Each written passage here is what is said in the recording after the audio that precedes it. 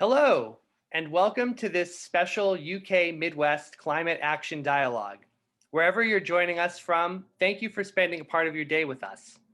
My name is Kyle Dolan, and I am the Head of Science and Innovation at the British Consulate General in Chicago, representing the UK government's Science and Innovation Network.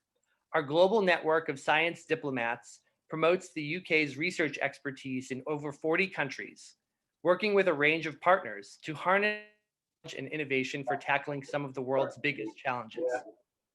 We've got a wonderful program organized today, which we'll get right onto.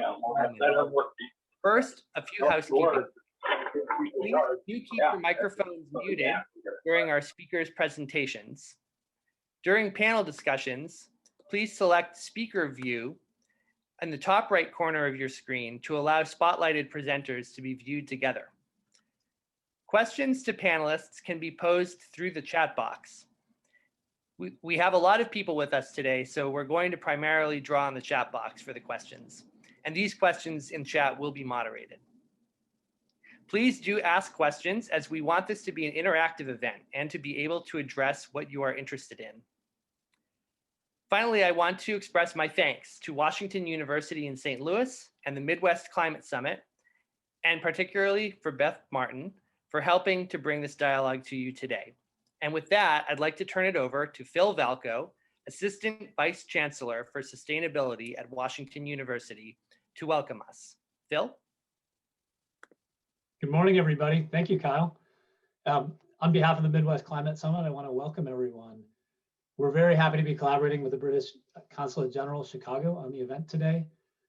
And as we highlighted throughout the fall think tank series, the Midwest will be absolutely critical for US climate action. Simply put, the US cannot meet its targets without broad and deep engagement from Midwest states and the actors within the states. And as Midwesterners, we need to be taking action now to adapt to and become more resilient in the face of a changing climate. The event today is an exciting opportunity to foster dialogue and best practice sharing on topics that are of critical importance for climate action in the Midwest and in the UK. So thank you for being with us today to help develop a more coordinated and a more ambitious response to the climate crisis. And Kyle, I'll turn it back to you. You're muted, Kyle. Yeah, hopefully that's the one time I don't unmute myself. Thank you very much, Phil. I'm now delighted to introduce Her Majesty's Consul General for the Midwest US, Alan Gugbashian, to say a few words of welcome on behalf of the consulate. Alan? Thank you very much, Kyle, and thank you very much, Phil. Good morning, everybody. Welcome to this special UK Midwest Climate Action Dialogue.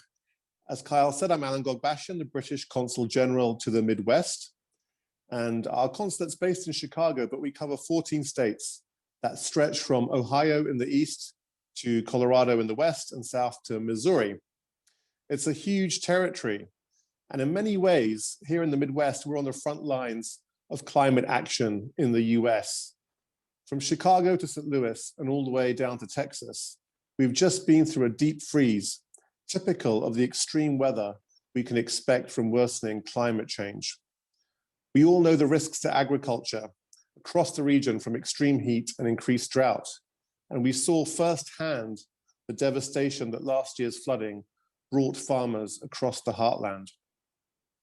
But as hosts of the COP26, this year's UN Climate Summit marking 5 years since the Paris Agreement, we know that the Midwest is also helping to lead the fight against climate change. We were delighted that Michigan, Minnesota, Colorado, and Wisconsin all joined the US Climate Alliance to uphold America's Paris commitments before the US rejoined this year. Iowa and Kansas lead the nation in wind energy production per capita, cutting emissions while creating jobs, just as offshore wind has powered years of clean growth in the UK as well. In Detroit and across the Midwest, American automakers have joined British brands like Jaguar Land Rover in developing all-electric lines to phase out polluting vehicles in the coming decades. And in every state, on every issue, we have worked with officials and innovators to offer British experience and expertise. The UK has bold climate ambitions, which drove us to become the first major economy to legislate for net zero carbon emissions by 2050. We've been joined in that race to zero by Midwest cities like Columbus and Indianapolis, Midwest companies like Ford and General Mills, and Midwest universities like Loyola and Case Western Reserve. That's why I'm so grateful to Washington University in St. Louis for hosting the Midwest Climate Summit as a way to celebrate these achievements and increase ambition even further throughout the region.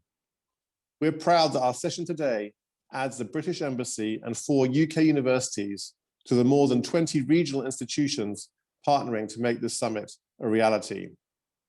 Together, we can build the collective movement necessary to accelerate climate action in the Midwest, across America, and around the world. The experts we've assembled here from academia, advocacy, and government have pulled back the curtain on the scale of the challenge before us, and we owe you all a great debt for raising the alarm and rallying the world in response. You have trained the next generation of climate leaders and activists who have already challenged us to reckon with the early impacts of climate change.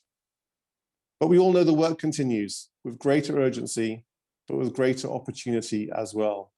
We in the UK know that especially as we prepare for COP26 in Glasgow this November, the first chance since Paris to increase global ambition together. We're excited to welcome the US back to the table, but as you all know, this goes beyond universities and governments. We need towns, companies, organizations, universities, and individuals too. So let me close by saying this. We may be a British consulate, but if you are an advocate for climate action, we want to be your consulate too. We're here as a partner, as a resource, and as a hub of expertise from across the United Kingdom. Please do keep in touch with us when you sign off today, and let us know if there's any way the UK can help drive climate action in your corner of the Midwest. We've got a passionate team with a network that stretches from Washington to London and beyond. Let us help you continue to make a difference. It's time now to hear from our first set of panelists. I'm looking forward to the talks from all of our wonderful speakers today. And thank you again, all of you, for joining us here and helping make this summit something truly special. Thank you, Alan, for those wonderful words. And now it's time for our first session. Our keynote speakers are Helen Adams from the UK COP26 unit, Alyssa Gilbert from the COP26 Universities Network, and Beth Martin from Washington University and the UNFCCC Ringo's constituency. First, we will hear from Helen Adams. She is the head of science engagement in the UK Cabinet Office COP26 unit. Helen recently joined the COP26 unit from King's College London, where she is a senior lecturer in disaster risk reduction and climate change adaptation. She has previously worked on adaptation to climate change in the Climate Change Expert Group of the OECD and at the UNFCCC, where she supported the Nairobi Work Program. She is an author on the 5th and 6th assessment reports of the Intergovernmental Panel on Climate Change, and also an author on the UK's 3rd Climate Change Risk Assessment. Welcome, Helen. Thank you, Carl. And because I've just joined, I don't have much of a civil service CV yet, but hopefully that will change as the years move forward. Thanks for inviting me here. I'll attempt to share my slides. Bear with me a second.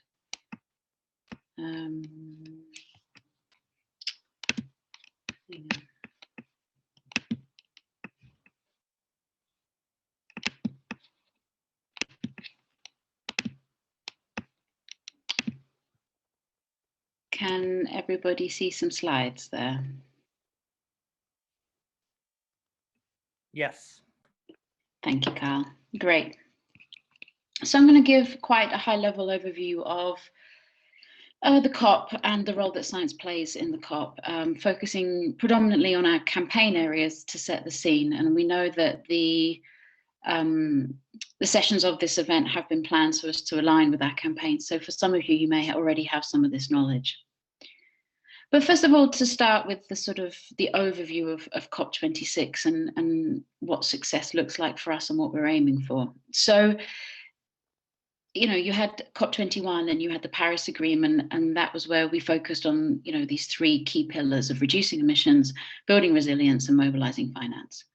We're 5 years on now, and this is a ratchet year. So this is a year in which countries are being asked to, increase the ambition in their nationally determined contributions to really amp up how much they're willing to cut their emissions. And so for us, our focus for this as COP presidents is to increase ambition in NDCs.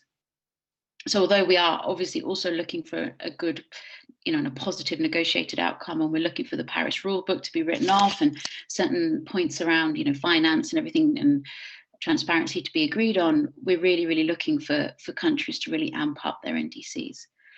And we're doing that. So we're doing that through plurilateral relationships. So understanding that COP26 is quite, the COP process involves all countries in the world and it's consensus based, so things move quite slowly. So the kind of approach that the UK government's taking, or the COP26 presidency is taking, is to be plurilateral with the key countries that are the big players in certain areas that are, well, 5, 3 of which are really big emitting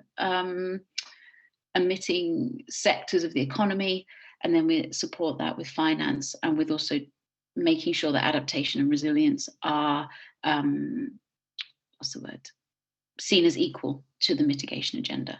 So basically the policy campaigns are there to drive ambition in key sectors that will unlock a step change in terms of reducing emissions and leading to higher ambition for Paris. So that's really what we're aiming for. And it's a crucial year because we have all of the Rio Convention COPs happening this year.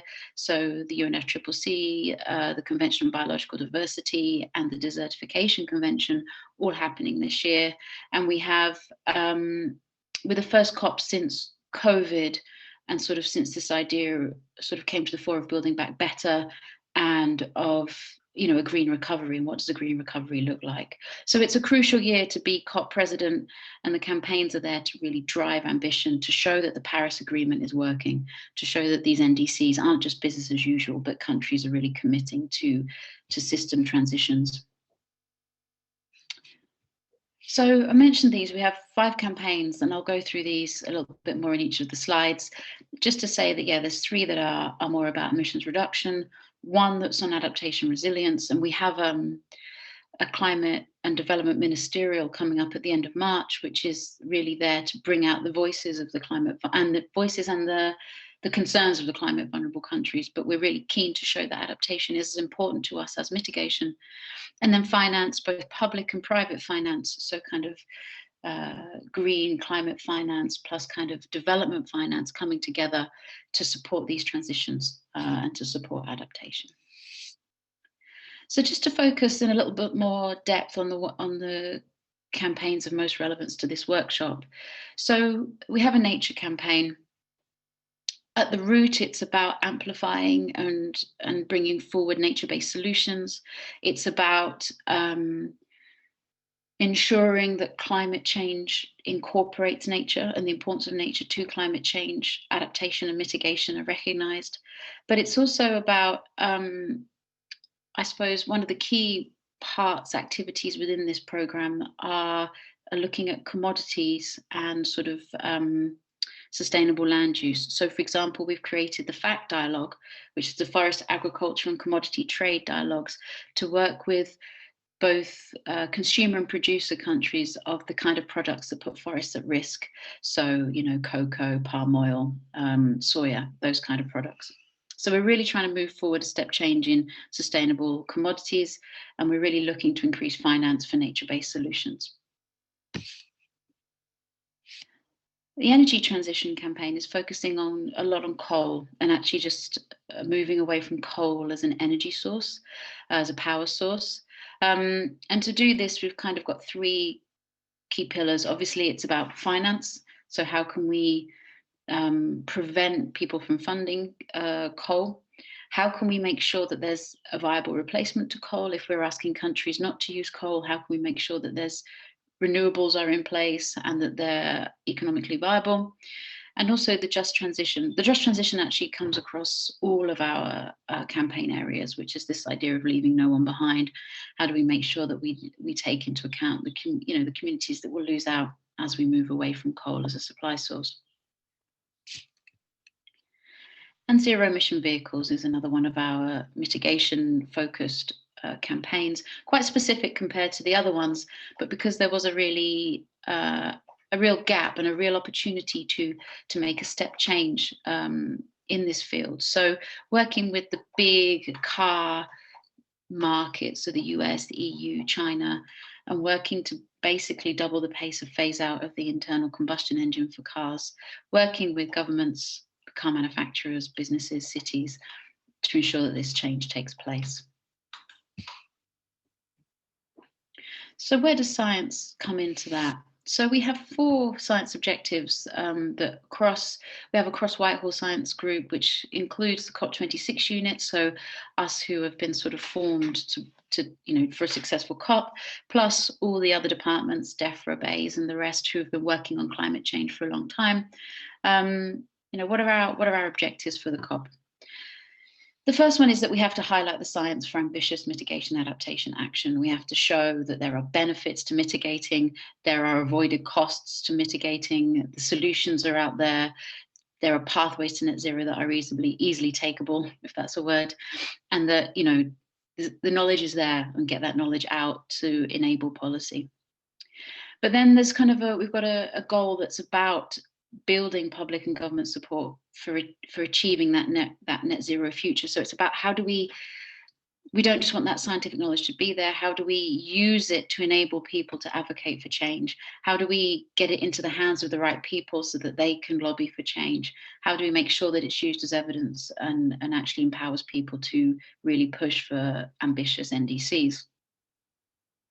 The third goal is quite specific, and it references, I suppose, in a way, the UK's Committee on Climate Change, and this idea of evidence-based policymaking and science-based targets, and really ensuring there's the governance structures there that the science and the evidence informs effective action on climate change, and for us to be able to help others and to share our learning and our best practice in terms of that globally. So there's it's about us kind of sharing the ways in which we've managed to set up this CCC. The fourth one is about general climate literacy. So people can't advocate for change on climate change. Governments won't support strong action on climate change unless the voters want it. And so it's about increasing climate literacy in the general public, but also through education, for example, and mainstreaming climate change in other forms of education. So within that top category of presenting the evidence, we see science writ large, so knowledge, academia, and the research community supporting this through 3 ways. And I would be keen to stress it's not just science as in natural sciences, it's also social sciences, the humanities, economics, knowledge to help us really move forward these transitions. The first is about raising awareness of the impacts. So, of course, we're feeling the impacts of climate change, to bring that evidence to the front and to highlight the urgency of action, which, although we're trying to move away from negative discourses don't usually motivate action. There is that continual need to highlight the case for urgent action and the continued kind of interacting and wide impacts of climate change. The second is to put the solutions out there. So what are the solutions that science has to offer? It's not, we do know what we can do, and here are the ways we can do it. And the third is a bit more, I suppose, analytical in the sense of what are the trade-offs? There are lots of benefits, there's lots of reasons to do these things. Where are the trade-offs and where are the barriers that might come from that? But more than that, we see universities as actors that are particularly well placed to help us on these campaigns. So beyond just providing information, beyond just providing the evidence for us, universities have this role in education, and so basically the climate literacy piece that obviously is about universities can mainstream climate change within their courses. It's about training and reskilling. So if you think of further education institutions, but also more professionally targeted masters and things, How do we give people the skills that we need to transition to green economies? And also, you're the home for the students, and students are, a very strong, youth is a very strong advocacy group on climate change. So it's how can universities support their students to promote action as well? But then, universities themselves are well positioned to engage the public. I mean, in the UK, we have this thing called Pint of Science, which is where scientists go to pubs and talk about science. It's a very British thing. But how can we engage the public further around the COP and beyond on climate change? Universities are also located, they're big institutions, big kind of keystone institutions in cities. So how can they promote action at that kind of place, in that kind of place-based way, and be a kind of lead the way on climate change, for example, by signing up to the Race to Zero. So how can universities promote action in their cities? And one of the ways to do that is by signing up to the Race to Zero, which is to achieve, their own net zero targets. I'll leave it there, but happy to answer any questions, and I look forward to the workshop discussions.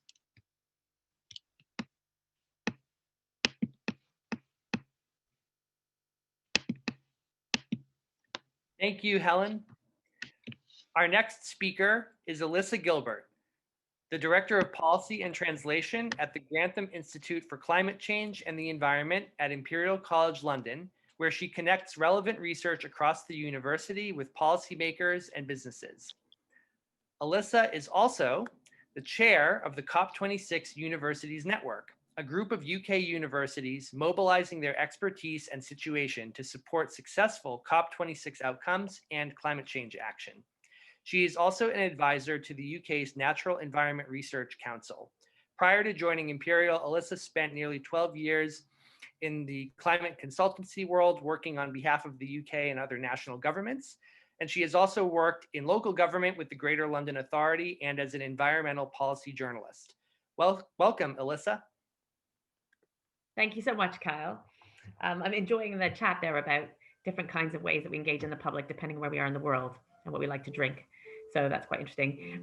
Thank you so much for having me. And it's great that I follow on from Helen, because she left us there in a really nice place, a nice handover, which is what can research community and what can the academic community do to help support action on climate change and also COP26. So I'm going to tell you a little bit about the UK COP26 Universities Network, what it is, who we are, how we got started, what are we doing, and perhaps how we could work together with some of you on this call. So sometime around 2019, in about the middle of the year, it started to become apparent that, with any luck, from my perspective as someone who's worked on climate change in the UK for a long time, it looked like the UK government was going to take on the presidency of COP. And at this point, some of us who work at dedicated climate change institutes in UK universities got together and thought, well, if that's going to happen, it's really important to all of us that we help mobilize our academic expertise to try and support COP26 being successful. This was something that we all felt quite passionate about. And that initial conversation has turned into this network that we have now. So the COP26, the UK COP26 network, Universities Network, is a network of academics and researchers across all disciplines. So Helen alluded to this. So, we have people from natural sciences, but through to law, social sciences, engineering, right across the piece, and also people who work in professional services roles in universities. But all of those people work on issues related to climate change, either mitigation or adaptation. And our network spans over 60 UK universities, which is quite a large percentage of the UK universities, and covers all of the countries in the UK. So we have representatives in Wales, Scotland, Northern Ireland, and England.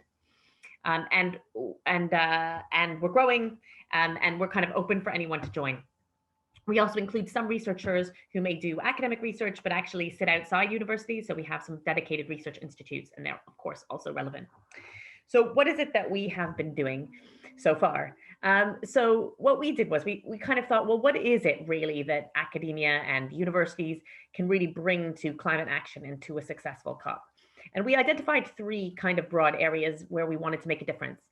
The first was to be able to supply evidence that could help the COP26 negotiations themselves be a success under the UK presidency. And those are the things that kind of fall under the very top of the kind of Roman temple diagram that Helen showed. More ambitious nationally determined contributions, better contributions to climate finance, and some progress on all of those things that we know are going to be discussed at the negotiations themselves. That would be the first thing. The second thing is actually helping to mobilize the evidence that we have and the influence that we can have to actually deliver successful climate action, both on the mitigation and the adaptation side. So how can we make sure that action is achieved, both in the run up to COP, but also importantly in the years to come, where we know that we have to continue to work hard with a sense of urgency to achieve our goals. And finally, what can we do to get our own houses in order? To make sure that universities and the places that we work are actually delivering on a net zero outcome in the desired timeframe, but also making ourselves resilient to the impacts of climate change. Because if we, with all of our knowledge and evidence and will, cannot do it, then it's very hard to be asking others to do it. And we should be able to solve some of these challenges. So those are the three broad areas that we wanted to take action in. And what we've done is we've mobilized some voluntary groups. Volunteers from across this network of universities have been taking on activities and leading those for our network to try and achieve those goals. So just to give you some examples of some of the things we've done. The first thing we've done is to try and focus on building strong engagement with our Cabinet Office colleagues. So Helen here and some of the people that she works with, and making sure that we can build some packages of strategic evidence that's endorsed by this very large community that we represent. And we recognize that by being able to put now 60 logos on a pithy strategic document, that gives it some weight, at the very least within the UK, and that can be very helpful. And then trying to take those policy strategic documents and then share them in lots of different other ways. So we've got a podcast now related to some of those briefing notes we've written. We have some roundtables with relevant government departments in the UK about these papers. They're on our website, which I'll share afterwards after this event, but also thinking about how we can share those findings more internationally to underpin this pathway to the negotiations. So in general, trying to share evidence is something important that we're working on. The second one that I wanted to mention is education and skills. We reckon that we have a twofold responsibility on education and skills. The first one is that through this network of expertise, we've got quite good understanding of what kind of new skills or different balance of skill set and education is required to run the kind of zero carbon resilient world that we would like to be living in. So the evidence that we have about what is needed is important. But secondly, we are an important delivery agent of these skills. We are part of the higher education sector in the UK, and we want to be able to help deliver these things by changing over the kinds of courses that we offer or integrating some of the knowledge of these skills into existing programs. So we actually helped catalyze a sort of cross-government working group on education and skills. And David Ray, who's one of the speakers also in the later sessions and is on this call, is leading that work for us. And that's been very successful. A couple of other things I wanted to mention before talking about the upcoming ways that we could get involved in working together. The first is that we also recognize that we're a great platform for public engagement and engagement locally in the cities and towns where we have our campuses.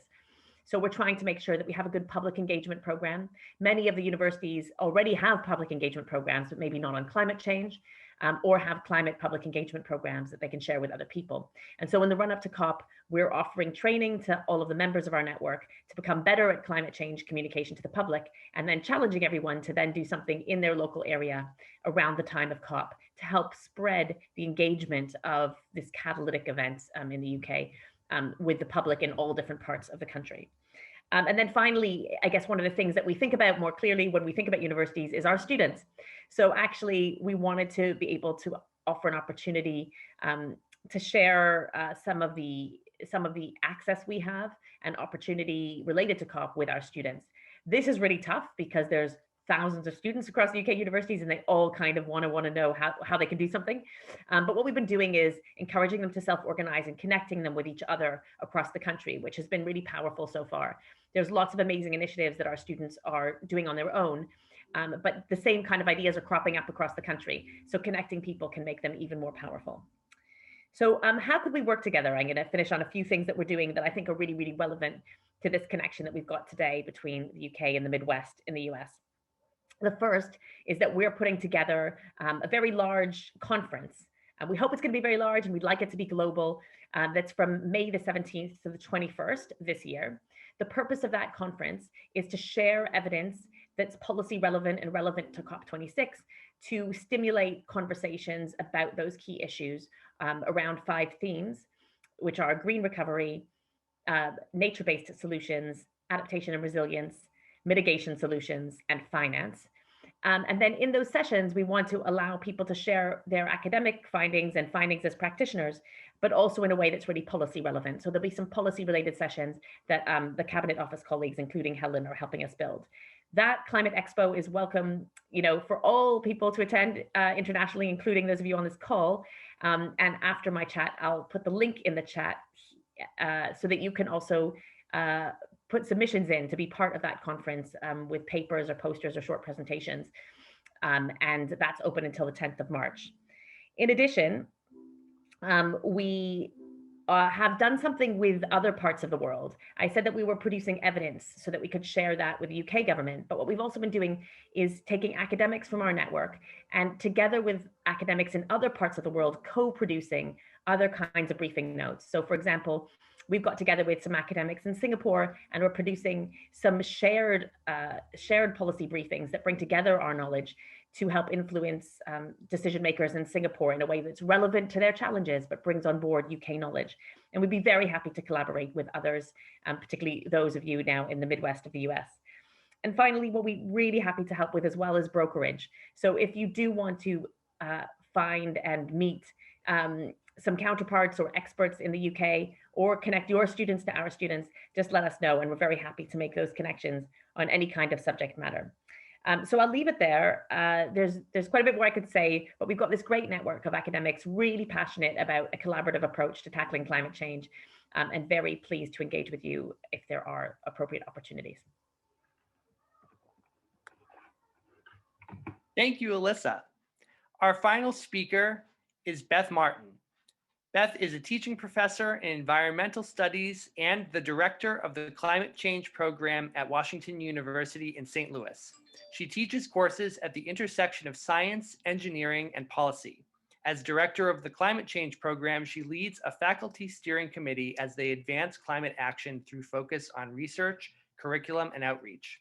She is a steering committee member for the Midwest Climate Summit and serves as co-host of the Teaching and Education Engagement Subcommittee. Beth is also a co-focal point of the Research and Independent Non-Governmental Organizations, or RINGO's, constituency, one of 9 UN FCCC constituencies, whose members conduct research to develop strategies addressing the causes and consequences of climate change. She is a regular COP attendee along with her students. Welcome, Beth. Thank you very much, Kyle. I'm going to share my screen, so give me just a second to get it shared and up in presenter mode. So I appreciate the opportunity to be here. I'm sharing kind of with my Ringo hat on as the co-focal point of the research and independent NGOs to the UNFCCC. And the specific part that I want to talk about is research engagement within the negotiations. So right within Helen's, I like the Roman temple diagram that Alyssa said, kind of that narrow slip in terms of the negotiations. So just to start, I thought I'd give some context to the picture that's on the screen. This was at the COP24 negotiations in Katowice, Poland. And this was right after, so as part of the Paris Agreement, they asked for the IPCC to do a special report on warming to 1.5 degrees. And there was discussion in the large session about whether this report should be welcomed or noted. And so it was very important to many countries that the report, both the doing and completion of the report, as well as the contents of the report, be welcome and encouraged to be integrated in the process. But there was opposition from 4 countries about kind of that language. So this is a huddle that was occurring as negotiators were trying to find resolution on that particular language. And this particular picture, I think, in many ways highlights, one of the roles that researchers can play is through production and sharing of information, science, and knowledge. And one of those ways is through the IPCC reports and how those get integrated into the negotiations. So they actually did not come to consensus on language. It was pushed to the next session, at which point they did come to an agreement on language. So as both Alyssa and Helen mentioned, that this COP is particularly important. And I'm going to step back and do a little bit, and I just have to ask all of you to bear with me. There may be some of you that know what I'm talking about better than I do, and there may be some of you that don't know even what the Paris Agreement is.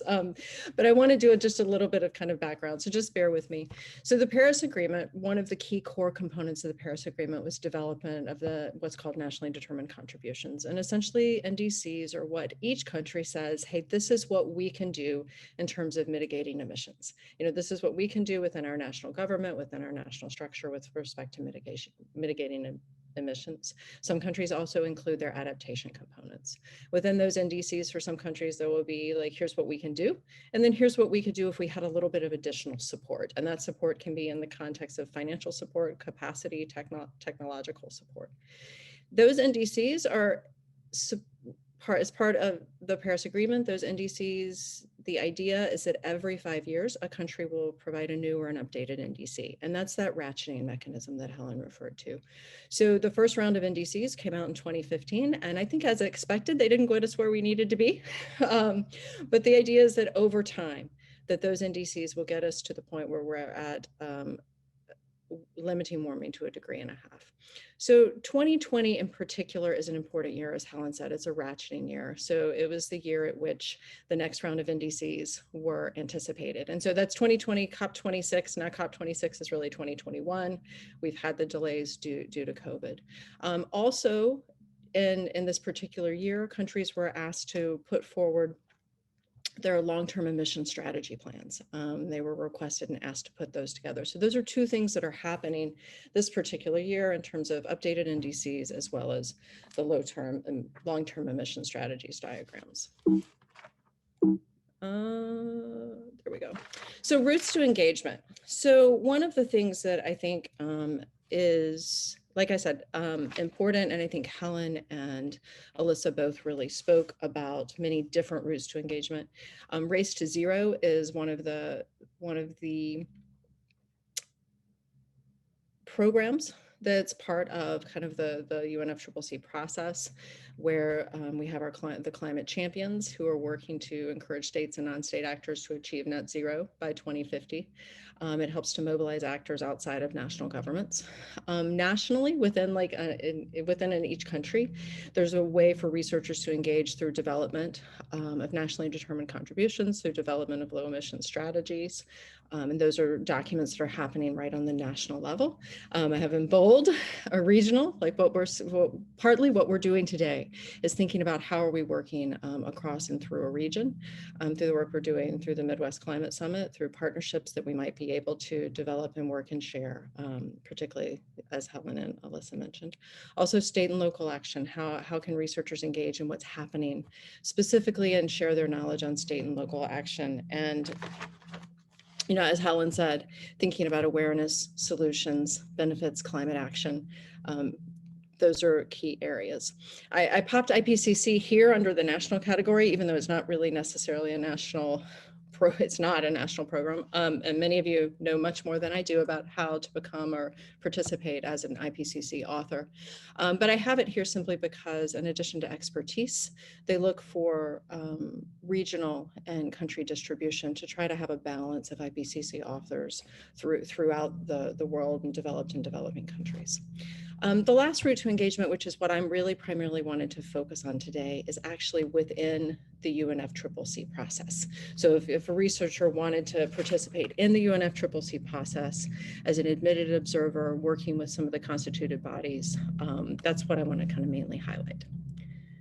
So just a quick background, the UNFCCC, the treaty structure of the UNFCCC started in 1992 with the United Nations Framework Convention on Climate Change. It's a framework treaty whose objective is to maintain stabilization of greenhouse gas concentrations at a level to prevent dangerous anthropogenic interference with the climate system. So that's the overarching treaty under which kind of all of this work is happening, and that's really one of the primary objective. The Kyoto Protocol then came along not too long later with the intent of the Kyoto Protocol to operationalize the UNFCCC. That didn't have as much success as many had hoped. And so there was an understanding and a need that we needed a new treaty structure to continue to try to achieve this objective set forth back in 1992. And from that came the Paris Agreement. And within the Paris Agreement, the goal being to limit warming to below 2, but preferably to below 1.5 degrees. So within this treaty structure, and this is, I know, a little bit of a complicated diagram, but I wanted to highlight because this is partly how researchers can engage and particularly figure out where does my research relate to anything that Beth's talking about and what is happening and how does it relate? So what I wanted to highlight, oops, I'm sorry, I just touched the wrong button. What I wanted to highlight is at the very top, when we talk about the COP, essentially what we're talking about is the Conference of the Parties. So all of the parties that are part or signatories to the UNFCCC. Along with that, you'll have the CMP, which is the Conference of the Parties to the Kyoto Protocol, and then the CMA, the Conference of the Parties to the Paris Agreement. So membership amongst all those do not necessarily, right? They don't align exactly. But those are the supreme bodies. And when you talk about going to a COP, what's happening is at that COP, you're actually having the meetings of all of the parties that belong to one of those 3 treaties, right? Those are happening concurrently. Underneath that, here you have your subsidiary bodies. Now, these are bodies that were established, they're permanent bodies. They were established in the UNFCCC, and they were also incorporated to serve both the Kyoto Protocol and the Paris Agreement. So you have the subsidiary body for scientific and technological advice and the subsidiary body for implementation. And so you have those subsidiary bodies that have agenda items, and part of their work is to try to continue to advance the goals of the underlying treaties and the agreement. Within that, you're going to have what's called constituted bodies, convention bodies. And that's what is here in this yellow area and this green area. And in many ways, that is where a significant amount of the work gets done. When an issue is identified that needs additional work, a constituted body might be established by the COP. So the COP will have a decision that says we want to establish this particular body, and this body will be tasked or charged with a certain amount of work. So for example, I'll highlight the Facilitative Working Group on the Local Communities and Indigenous Peoples platform. So that essentially is a group that is working to think about how do we incorporate Indigenous knowledge into policies, planning, and a negotiation. And so from that, there was a development of a platform and then an acknowledgement that there needed to be a working group or a group of people that would move the priorities of that platform forward, right? So then they establish a facilitative working group to be a body underneath the convention. So now that particular work group has a work plan and they're charged with moving the work plan forward. So you also see that there's a group on adaptation, finance, loss and damage, which came out of the Warsaw COP. And so one of the reasons I highlight this is these are different ways, depending on what your research is and the scope of your research, that research can participate and engage. So you can participate and engage not just at a COP, but by understanding and being aware of the details that are happening within these constituted bodies and participating even as well in these discussions. These constituted body meetings actually happen throughout the year. So the COP will happen once as an annual meeting, right? It happens once a year, but the work is happening year round. The work underneath the different agenda items and within the constituted bodies is ongoing. So for example, you may have the LCIPP Facilitative Working Group. They may have several meetings over the course of the year. They may also have workshops, work groups as they're working to implement the work plan that they've developed. So this is kind of where to engage. So if you were a researcher and you were attending a COP, what we have here is this was just the map of space from COP25. So what I put it there just to serve as reference. So if you were at a COP, where might you engage as a researcher? Well, certainly within the negotiating sessions. There are agenda items, there's specific agenda items. You're made aware of the agenda prior to the COP. You can see the COP agenda. You can see where issues will be taken. You can see what the current status of those negotiations are, and you can see what they're considering to talk about while they're at the negotiations. I'll preface this by saying most researchers who are in attendance, if you're on an observer badge, you can observe, you can't participate. So let me be clear, because it is a party process and the parties are there.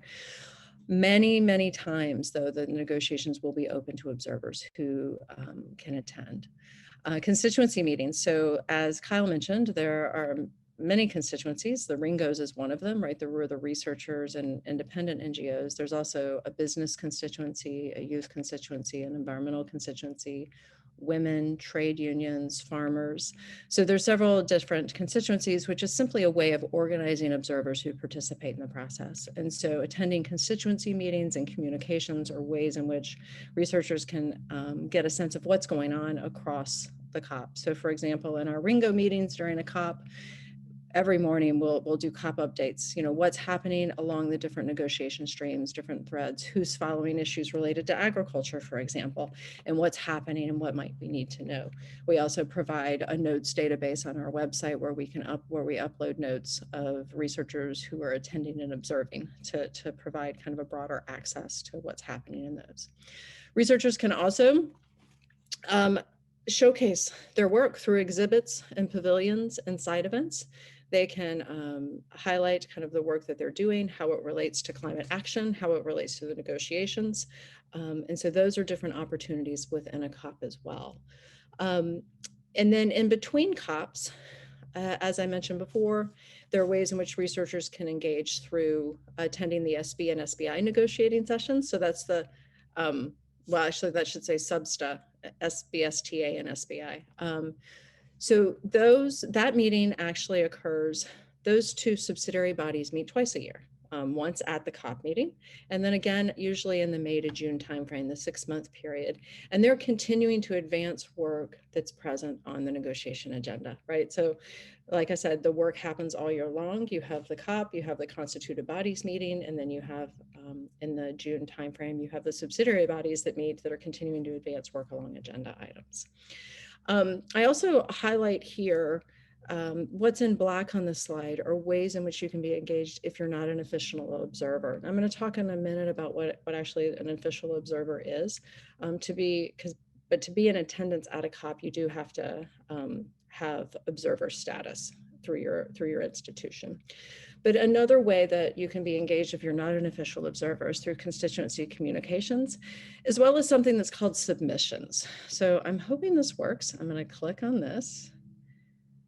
Kyle, I can see your face. Can you give me a heads up as to whether my screen just changed? Or are you still seeing my slide? Still the map. You still see the map. Okay, let me do a quick screen change here. Let me reshare, I apologize.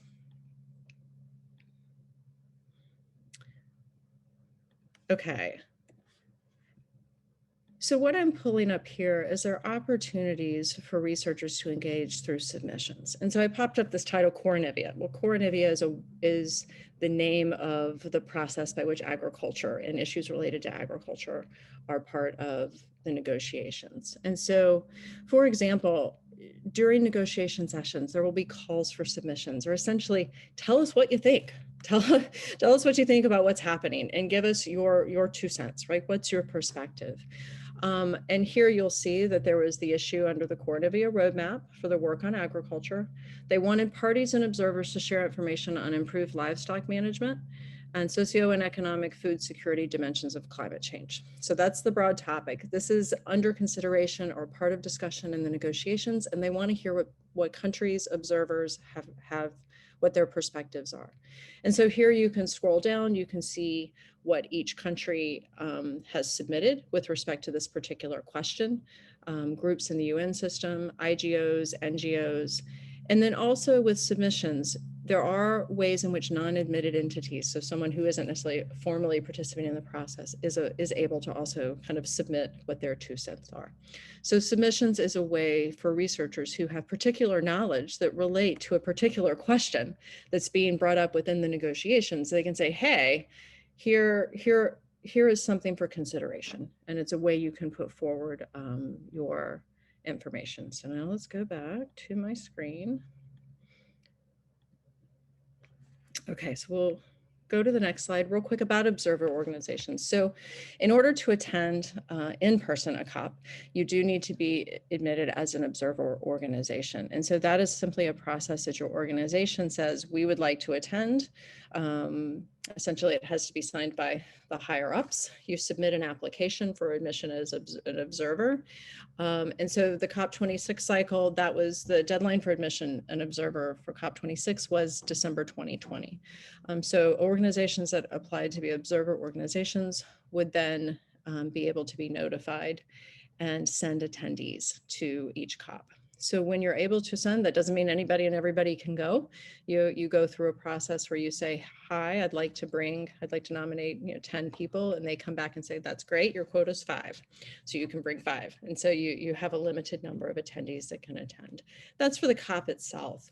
Also as observer organizations, constituencies, as I talked about, the constituted bodies as being a really key place for researchers to engage on topics of discrete topics. Constituencies are invited to send observers to those particular meetings. So there's a process by which, if you're in a part of an observer organization, that you can apply to attend. Say, I would like to attend the Cornivia sessions on agriculture as in one of the Ringo slots. And Ringo may have like 5 to 7 slots that we can send researchers to attend and observe. So the research constituency, just as a little bit of a heads up, is the second largest constituency of UNFCCC observers. We have a reach of over 1,000 universities, think tanks, and research centers. We have our website, and we also maintain notes of all of the meetings that we have attendees out so that you can go back. It can be a good research information source as well to go back and see what's happened over the course of meetings.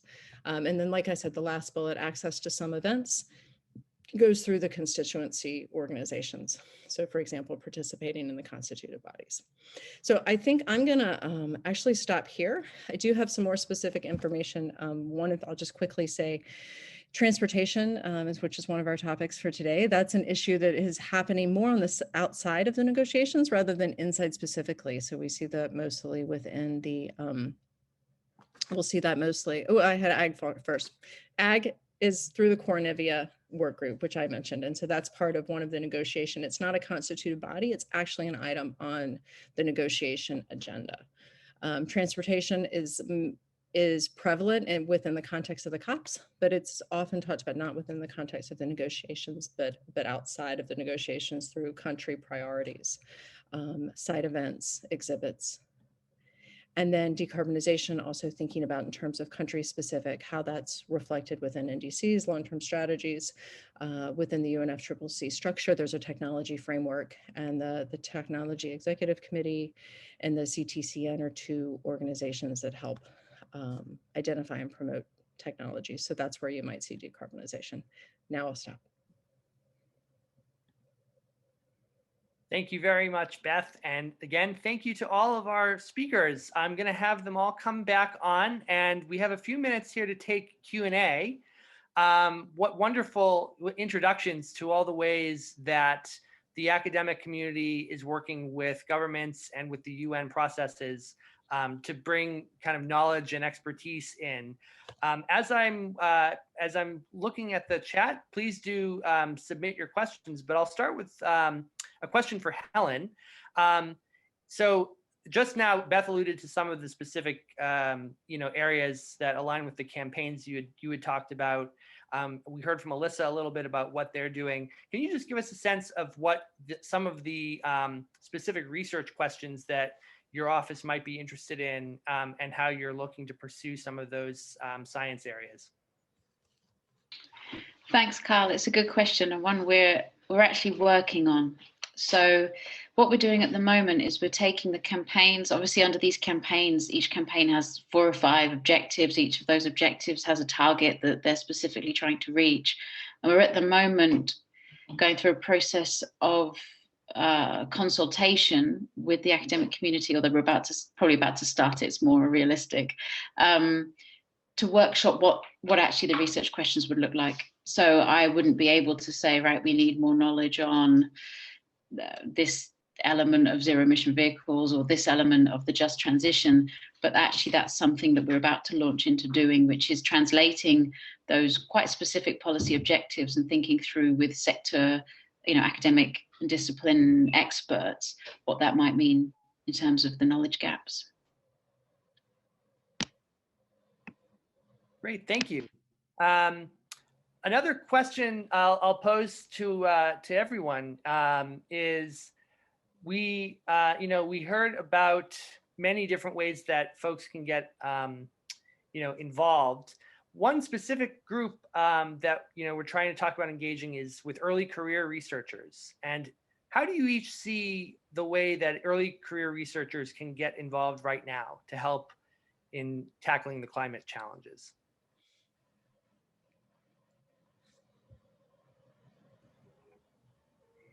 I mean, I can talk specifically about some of the things we're doing. So I told you that we're putting together this conference. And actually the good news is that we are open to submissions, and about 3/4 of the submissions we've had so far for sessions have come from early career researchers, which we're really excited about, because that's part of the reason why we've got this kind of open submission process, because we recognize that for some of the invited speaker sessions, it's easier to recognize and identify prominent names.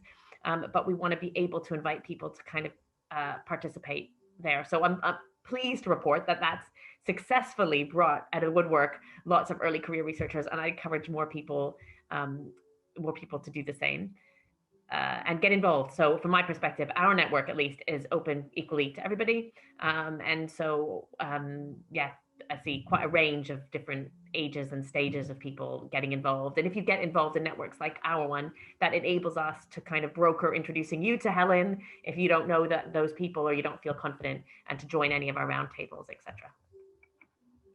Right, and so one thing that I would share as well, and I apologize, I saw a chat after I finished that I was fading a little bit, so I'm going to try to be a little closer to my computer. Within Ringos, as I talked about participating in constituted body meetings, one of the things that the Ringo Steering Committee considers as we have people that apply and say, hey, I'd like to go, we try to have a balance of both those who may have been engaged in the process for a while, as well as those that are brand new to the process.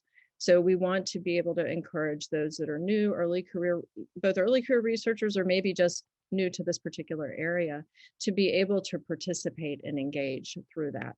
So for an early career researcher, if you're just getting started on a particular issue that comes up, don't let that stop you from saying, hey, I'd like to go. I've never been before. This is how it might relate to my research, and I'd like to see about being engaged. We see that and we support that in terms of trying to encourage researchers to engage, particularly within the parts of the negotiation process. Terrific, thank you. Just to keep an eye on the time here, I think we'll probably have to take just one more question before we move into our breakout sessions to get started there. I'm going to take a question from Mark Dittrich, and it's for Alyssa. Do you have industry partners to help leverage your efforts and acquire resources to accomplish your goals? If so, how did you mobilize their involvement? So the answer is not yet. So we don't. At the moment, we are just this independent group of sort of volunteers. So we haven't got that, but we are actually looking towards a certain number of events that we might want to put together around or at COP26. And a couple of those, we are going to be looking for some industry engagement on. One of those is the idea of having some kind of green careers fair. So an opportunity to build on our education and skills capability by also having representatives from industry who are looking for people to work in these new sectors. So to start creating a kind of a sense of growing industry there. And also we've got a working group on innovation, and we'd like to have some type of innovation showcase. And that is going to we're trying possibly some virtual things, but we're looking to also engage very much with industry on that, to join up the efforts that happen in the academic community and also in the corporate sector. So 2 examples there. Thank you very much. And thank you to some of the people who've added questions into the chat.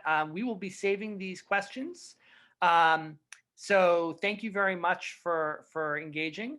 I want to thank our three keynote speakers again, Beth, Alyssa, and Helen, for your words. And what's going to happen now is that everyone's going to be directed to the breakout sessions, and we'll be hearing there from our speakers from the UK and Midwest universities talking about agriculture, decarbonization, and transport. And we'll see you all back here around 10:45. Thank you. Welcome back, everybody. I hope you all enjoyed your breakout sessions, and thank you again to all of our UK and Midwest experts for sharing their perspectives and framing such thought-provoking discussions. I'm hoping we can get some quick readouts from our session moderators just to summarize, maybe in 2 minutes or less, what we heard as main points coming out of each discussion. And I'm going to ask if we could start with the agriculture session. Jenny, would you like to give a short summary? Yes, thank you so much, Kyle. So we'll do my best. So we had a really great session, lots of great presentations from Jessica and Dave, and great questions. So thank you again, everyone, for participating. So Jessica in her presentation spoke about 3 things, which was the challenge of climate change for the agricultural sector. She had a really great soundbite calling agricultural workers frontline climate workers, because of course agriculture is really feeling the effects of climate change, but also agriculture is as a major contributor. So we need to see large-scale change in the sector to deliver kind of climate action. There was a huge opportunity in doing so. Carbon capture, probably in the agricultural sector, is going to be the biggest in North America. And also farmers have a huge opportunity from the deployment of clean energy and carbon storage. What was key, Jessica thought, was collaboration, so demonstration projects, and also the technical side and R&D. Dave also spoke about how farmers in the UK are having to adapt to climate change already. But also in the UK, obviously, we have our UK net zero by 2050 commitment. So that won't be delivered without substantial work and change in the agricultural and land use sectors. So they're going to have to do their part.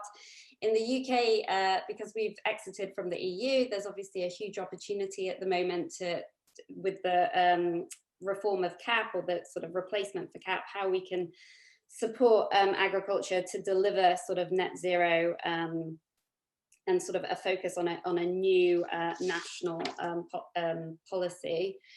A lot of the questions focused on the differences between sort of large scale and small scale agriculture, and how we can sort of reward small scale agriculture, because they're often more sustainable but cannot access kind of the same public support that perhaps large-scale agricultural producers can. There's quite a difference between the UK and the US in that regard, because sort of naturally UK farmers are smaller. But in the US, Jessica thought to make this happen, carbon pricing would be really important, and perhaps what she called stacking, which is payments for sort of other public goods rather than just carbon management, but water management, for example. There was a really good question on how we can reframe kind of agriculture or farmers so that they want to sort of deliver climate change and not just deliver food, which is sort of a real cultural value at the center of farming. Both speakers spoke a lot about how farmers can be sort of seen as part of the solution to climate action, not just part of the problem as being important to that. We spoke a lot about payment for carbon sequestration and how we might sort of redesign that or sort of change that so it's more effective. And in regard to that, data was seen as really important to measure progress on how we're doing, but also sort of data within the certification and verification of carbon markets and carbon sequestration being really important. And during that, sort of both came through that the US and the UK are kind of at a sort of turning point at the moment, because as Dave mentioned in his presentation, that the UK has left the European Union, so will no longer have the cap. And the US is obviously seeing a new administration at the moment that's speaking a lot about a national policy. So how can we sort of use that change to sort of deliver something positive? Thanks so much, Jenny. Appreciate that. Let's go to Bill Lowry. Can you give us a quick overview from your session on decarbonization? Yes, I can. I can try to. Let me first begin by saying thanks to both Richard and Barry for their excellent talks and their comments and their willingness to work through a technological challenge we had in the session. But they did great, and it was really fascinating. It was really a fun discussion to the point where we were still talking when we got cut off. So Barry, we're sorry you got cut off in the middle of your sentence there to come back into the main session. Very interesting stuff. If I could try to summarize it, it would be that there are really fascinating things happening in both the US and the UK about decarbonization. And Barry talked some about some of the things going on in the US with efforts like RGGI in the Northeast and some of the natural gas policies in Colorado, just as an example. And Richard talked about some of the really interesting things going on in the UK, particularly with his Energy House project, the Energy House Labs project at their university that's showing the importance of energy efficiency in buildings and some of the ways you can get to that through the use of things like smart meters and time of use tariffs, type of use tariffs. So that's kind of the positive side. On the other side, the negative side is that it's so hard to get to these positive things. And there's a lot of, as Barry pointed out, there's a lot of inconsistency, unevenness between efforts in the US, particularly between different states and even different administrations. And I think ultimately, I think we maybe all sort of agreed that one way you kind of move towards trying to see some of those changes that are so possible and so desired is through some kind of effort of carbon pricing, and that eventually we need to put some kind of a price on carbon in order to get to some of these, to motivate people to pursue the energy efficiency in buildings that Richard's talking about and some of the different adaptation of green energy in the US that Barry was talking about. So actually it was a fascinating session. Thanks to you guys. Thank you for leading our discussion. Alex, we'll go to you and just a summary of the transport session. Thanks. Sure. And I know we're bumping up against the top of the hour, so I'll try and be very quick here. So we similarly had a robust discussion with several takeaways. However, some of the ones that stood out, if I had to summarize it, from Jillian, we heard about sort of the failings of the transportation sector.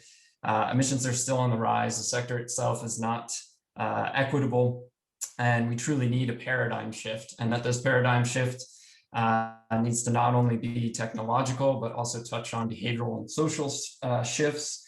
On the technological side, though, Linda kindly pointed out that we need to stop thinking about the status quo, look for bundling opportunities to bundle co-benefits, touching on health, energy, and equity at the same time we're addressing major transport issues.